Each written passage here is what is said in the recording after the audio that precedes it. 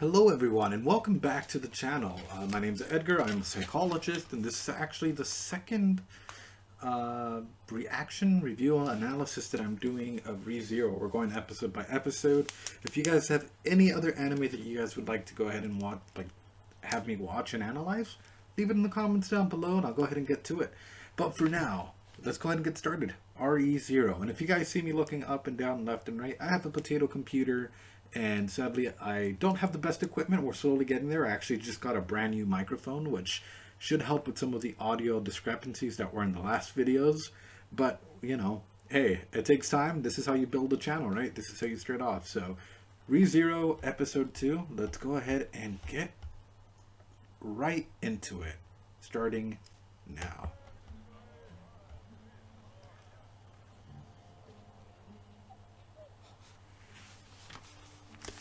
もう一度聞くわ。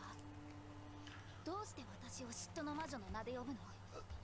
だってそう呼べって誰に言われたか知らないけど、趣味が悪すぎる。近畿の象徴嫉妬の魔女。口にするのもはばかられる。そんな名で呼ぶなんて。そうだそうだ、あんまりだぞ兄ちゃん。用がないなら行くわ。 Okay, right off the bat, 30 seconds into the actual video and already something popped up. So in episode 1, Sadala, whoever this individual is, actually told Subaru to call her by that name, right? So now we can definitely resolve that theory and that was definitely a shit test, yeah? And usually, you know, just to go ahead and test out and see if he was going to be, I guess, distracted or appalled or have any reaction to, you know, the name that she gave.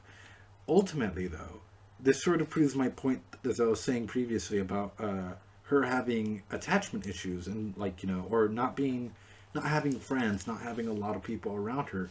Why did she give off that name, you know? And the impact that it has, you know, being a witch of envy, from what I'm guessing, right? So I'm pretty sure, being this famous witch, seeing the reaction that the crowd has around her, so everyone knows that name, yeah? And I'm writing this down as I'm going through it. It's just my thought process. So everyone knows this name. She gave out this name as a shit test in order to see if that would scare him off, what his intentions were when he was getting close to her. I'm just interested to see how far she took it before he came back to the save point. Also, how crushing would that be, right?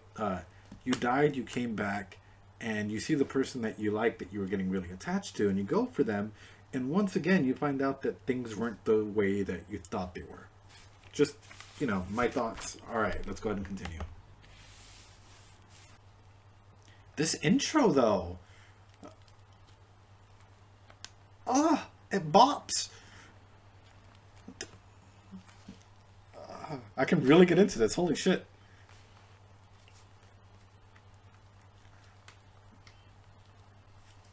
Damn, dude.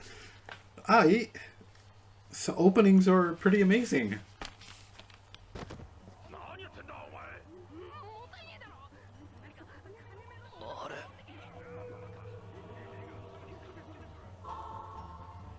ロムシーに食われたはず。なんでだ。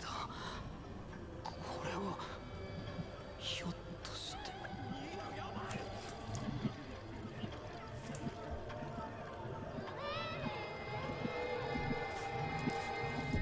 Holy crap, guys. Holy crap. Alright. So my reaction, I was a little just taken back again, right? So there is a concept in psychology about, you know, what is the meaning of life, essentially.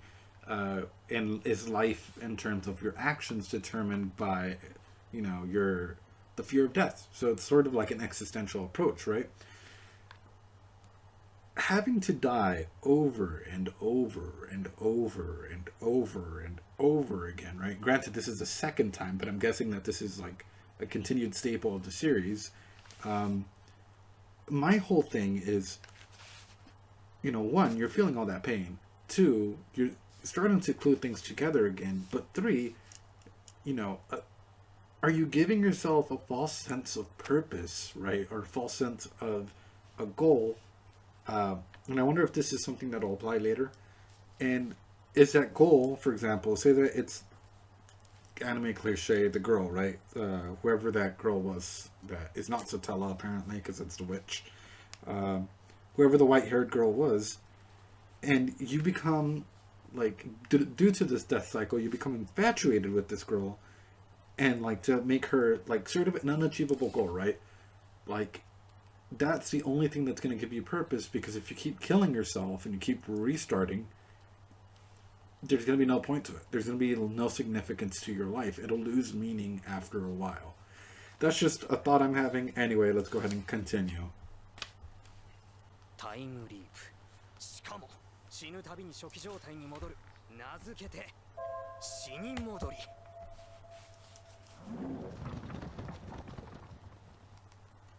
Okay. Interesting name that he gave it, Return by Death, would make sense. Let's be honest, it totally applies to whatever's happening in his life, right? I just have a quick suspicion, right? Or like an outside theory going into this, and I hate to be stopping it every so often and giving my opinion.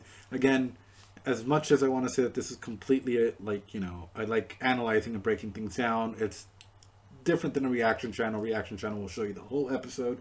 I'm not. I'm cutting down to pieces and analyzing those like pieces, right? So something for you guys to ponder about, right? If you return by death, right? Is it you jumping into a separate parallel universe, or are you just simply, you know, because if the body that you're in stops existing, right? Are you rewinding time, or are you jumping to another universe? That's one of the multiple questions that I have. And are the witches strong enough to create these separate universes, right? Or not even separate universes, but let's say that you were given 1,000 chances, right, to fail. And every time you fail, all these NPCs, we're going to put it in a video game terminology, it would just get like X'd out. So you fail number 1, X, 2, X, 3x, 4x, 5x, you pass one. Okay, that's a circle. Now you have another 1,000 chances to go ahead and keep going as a way of learning a lesson, or I don't know, some weird philosophy. Regardless, my whole concept is, and that's a question that I can just generally pose out there, is he rewinding time, going back to the safe state, right, per se, or is he simply going into another parallel universe and continuing on from there? In which case, right, and this is sort of like we call it theater of the oppressed in theater, but it could also be psychology of the oppressed. When a person becomes so, you know, haunted by death, or haunted by the fact that you're going to feel pain, and then you have to either go to a separate universe or come back to this original universe, in which case it kind of sucks, because you're not really progressing anything, and all the people that you're with are forgetting their memories. But aren't you becoming a little manipulative? Because at that point, you're no longer letting people live out fate or destiny, if you still want to call it, at their own leisure. You're interfering with it. And again, if there is such a, let's say that there was a book that determined that he was supposed to go ahead and do this, in which case, I would say that you're literally entering different parallel universes that are marked out as X's and O's, in a way to try and get you to complete something or advance somewhere, you know, or even turn into a bad guy if you so wanted to, and that could be an X universe, whatever, right? Just a thought out there. Let me know what you guys think. Really interesting to ponder this and throw it out there. Anyway, let's go ahead and continue. たとえサテラが俺と知り合ってなくても、フェルトは気丈を盗み、そしてエルザのやつが Ooh. そこんとこは何度繰り返しても変わらない歴史の強制力ってやつか。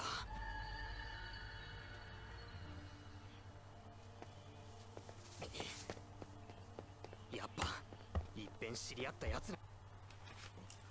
Okay, wow, okay, interesting concept right there. And I love playing out little sections like this to get a full feel of it, right? So once again, you know, and even previously, you know, I forgot to show this. I'll probably forget to put this on. But previously he mentioned, like, you know, I'll do a whole, let me write this down real quick. I'll do a whole thing about it. It'll kind of make sense, I promise. I just need 2 connecting words and I'll write it all out. Okay, here we go. So what I'm seeing here is a dichotomy, right?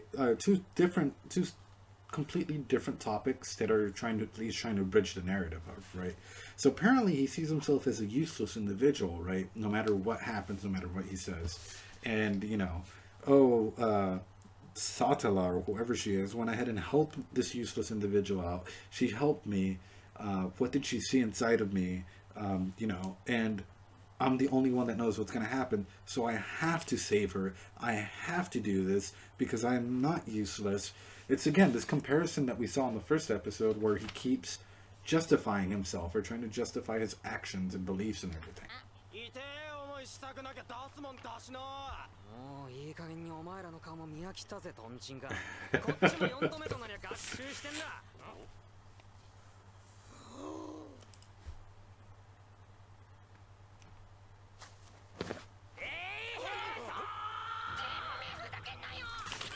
He's learning. He's learning, guys.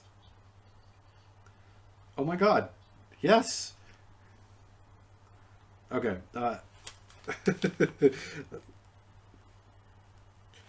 Oh my god, guys. He's actually learning.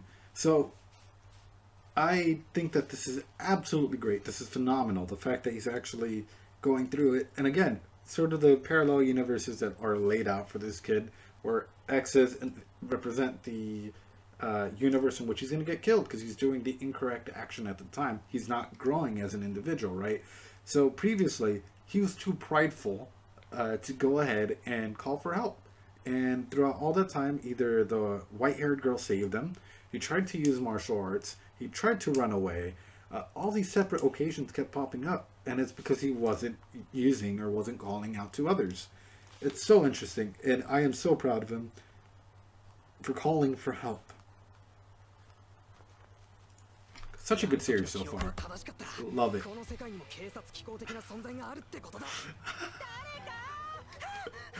Oh, this is great.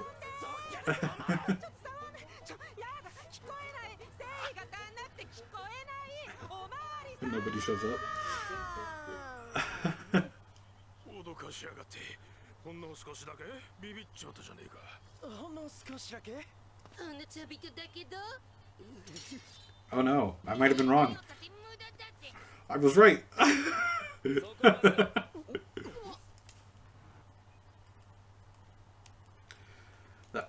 I was legit scared. I was like, I might be wrong with this whole theory. なんだこの爽やかしす。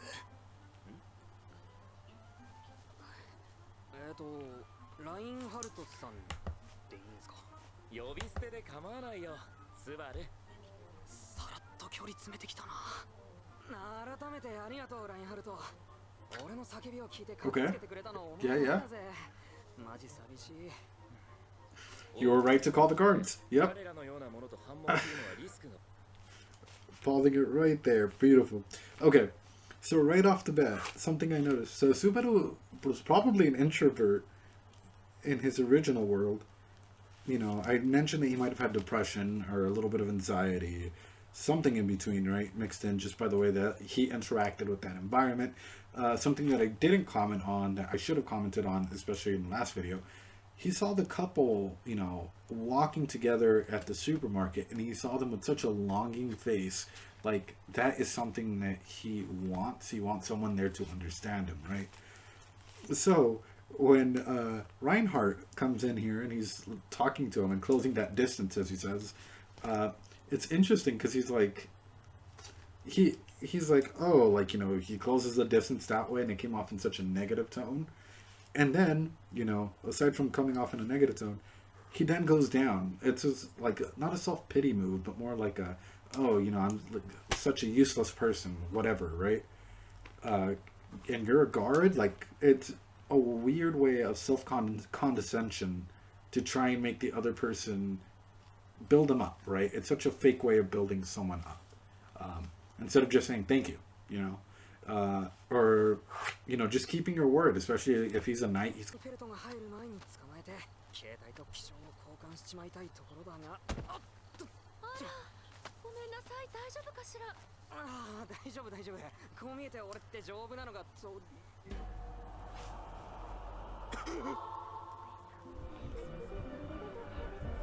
Oh no. Oh no. そんなに怖がらなくても何もしないのだけれど。怖がるとかしてねえよ。何を根拠にそんなこと。匂い。 Oh wow. 怖がっているとき、その人からは怖がってる匂いがするものよ。あなたは今怖がってる。それから怒ってもいるわね。私に対して。 I'm scared. He's not the only one that's scared. What?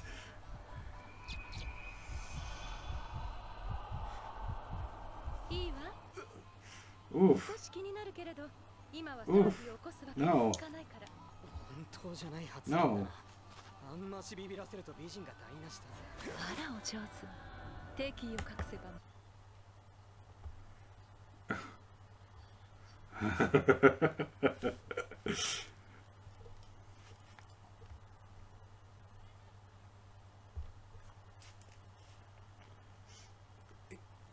First off, terrifying. Absolutely terrifying. But it does bring up a solid example of trauma in general, right? So you can see how he's already imagining what had happened, what he went through and everything. And, props, not props to him, but like, if someone went through that, of course that they'd have some sort of trauma, some sort, like something to deal with, right?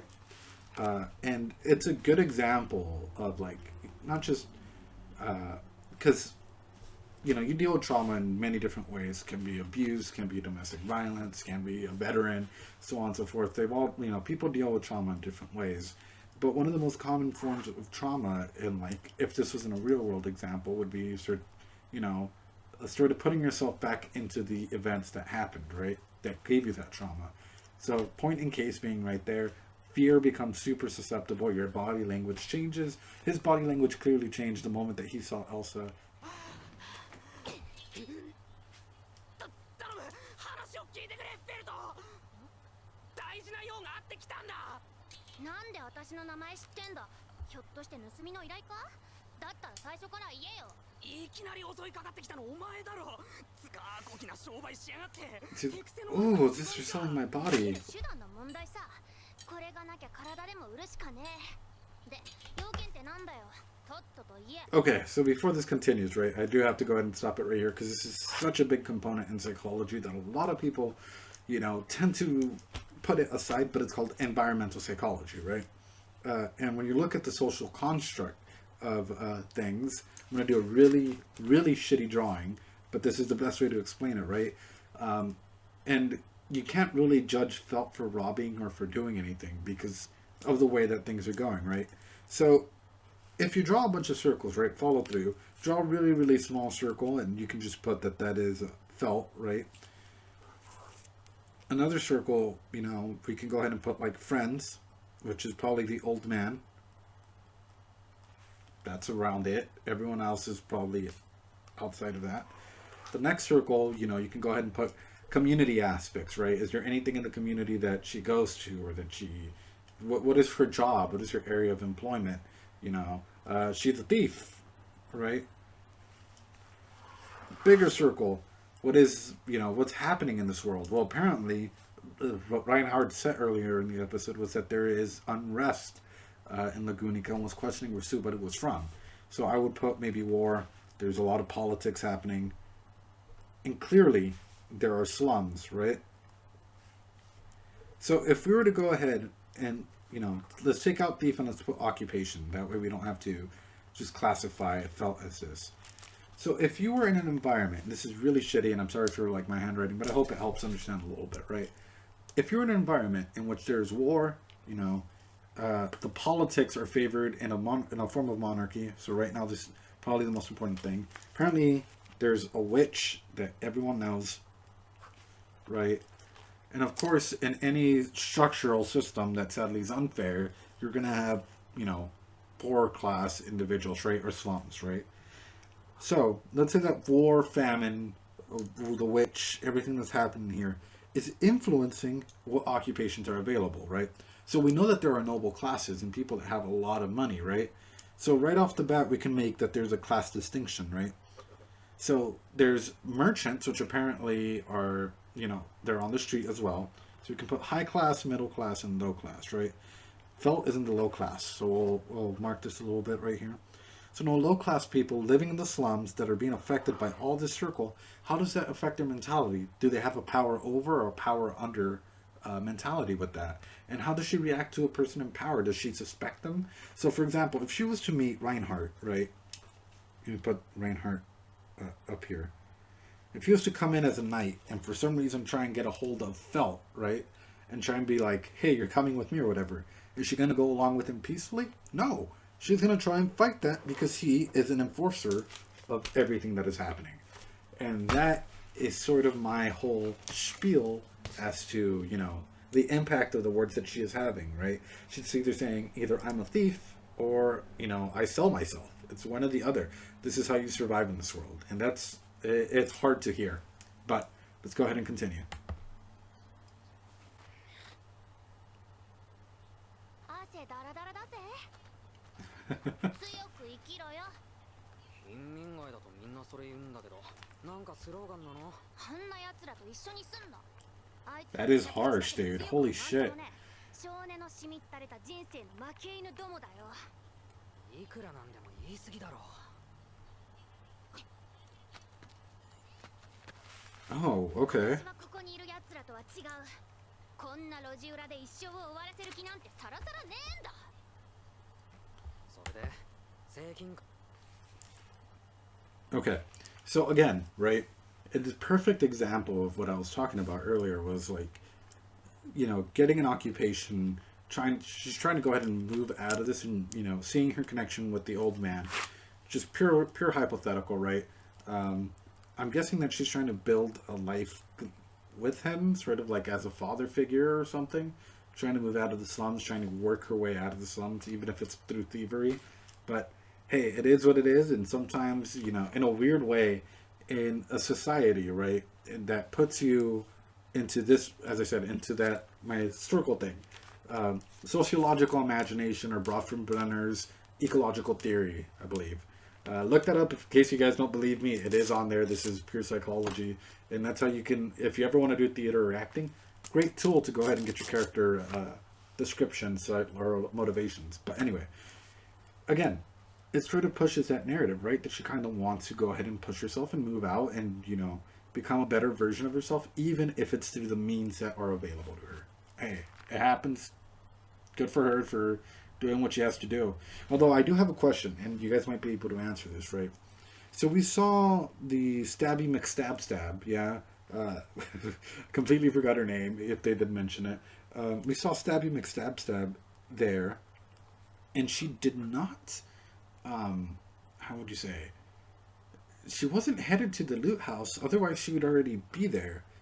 So my question is, right, even, why isn't she pursuing that, right? Because granted, say that this is a high-level insignia, right? You would want to meet your client there immediately, get what you need to get, and go, right?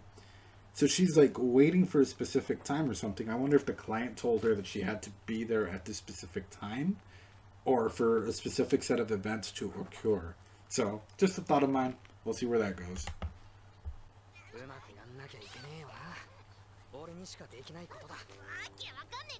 The fate that's waiting for me. Okay, that's interesting. That is such an interesting thing to say, right? Because this is no longer about, like, just everybody else. This is about me. But, remember, he came into this world a free man, supposedly, right? He developed this unorthodox, random, anxious attachment with this white-haired girl, right? Then, you know, now he's saying, like, oh, it's up to me to go ahead and change their fate, which is very, you know, it takes a lot of guts, it takes a lot of pride to go ahead and say that you are, a lot of ego to go ahead and say that you are the one that's going to go ahead and change everything. You're going to go ahead and change your fate, but your fate is not tied to them, right? You chose this line of following through because you felt attached to this girl. However, this, you know, if you really wanted to, right? I'm gonna make a dark timeline really quickly. If he really wanted to, he could, you know, say that he met the Stabby McStab, and he goes up to her, and, you know, he's like, hey, you know, I can return by death, as he says. And even if he can't say that, or even if he's like, hey, you know what, like, let's team up, I know that you guys think you're looking for this insignia, blah, blah, blah, blah, blah. He can use return by death to literally become probably a horrible, horrible individual. Or he could also just work a normal life. He could do something totally normal. He is tying himself to this fate because he wants to. And that is, and completely, you know, people that have weird attachment issues or, you know, sort of high expectations that they're putting onto themselves, they can definitely apply it. They can fall into this trap circle, I call it.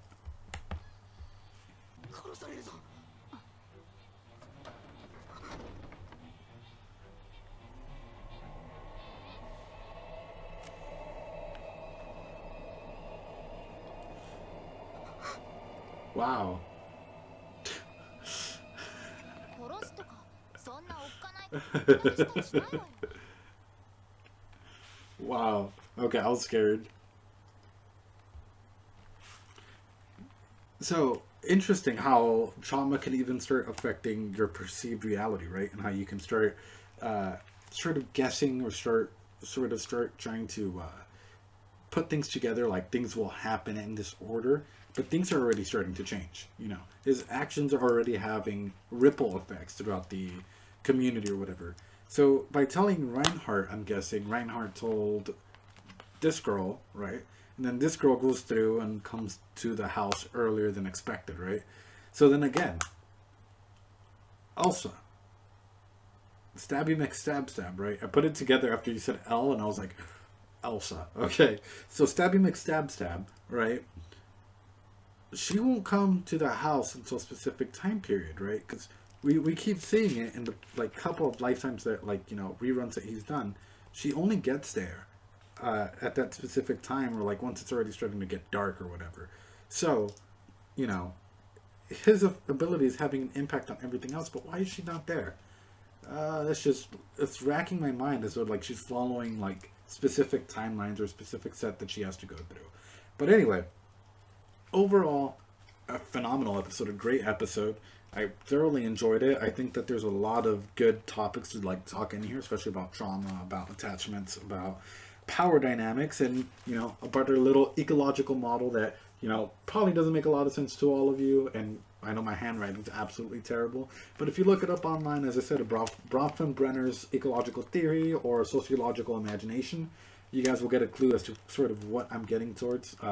Best way to explain it, your outside environment, the bigger the outside the concept is, the more it starts to impact you as a person, right? And the same thing can be worked the other way. It just takes a little bit longer, the person impacting the environment. With that said, thank you so much for joining me, guys. I really do appreciate it. I hope you guys like it. I will probably do episode 3 as well. Just keep it going down the chain. Let me know if you guys want any other anime, for me to analyze any other anime. I've heard that Death Note's a pretty good anime to go ahead and get into, to analyze. So yeah, with that being said, thank you so much, guys. Practice some self-care. Do something that you love tonight or this week. And most importantly, guys, I love you. Take care.